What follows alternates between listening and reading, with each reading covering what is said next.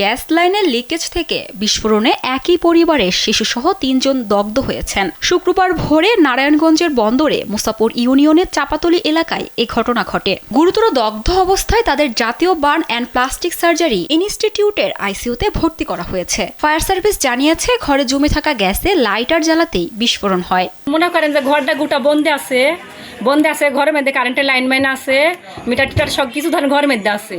আমার মায়ের জামাই ধরেন যে গ্যাস লাইটটা খেঁচাইছে, বুঝলেন, গ্যাস খেঁচাইছে আর উপরে ফ্যানটা ভরে চলেছে, গরম হয়েছিল হইতে সিলিং ফ্যানটা, আর ওই ধপ করে একটা বন্দি শব্দ আসছে। আসার পরে ধরেন যে এই ঘটনাটা পরে মেয়াজ এখন চিকরিন উঠে, সে এখন আবার দৌড়ি যায়, মেয়াক ডাকতে ডাকতে দেখছি মেয়ারা দরজা খুইলি, দেখছি গোটা শরীর পুড়ে গেছে। ধরেন যে কবিতা যেরকম আশ্রয় এরকম আশ্রয় সবাই দেখিছে ধরেন এখানে।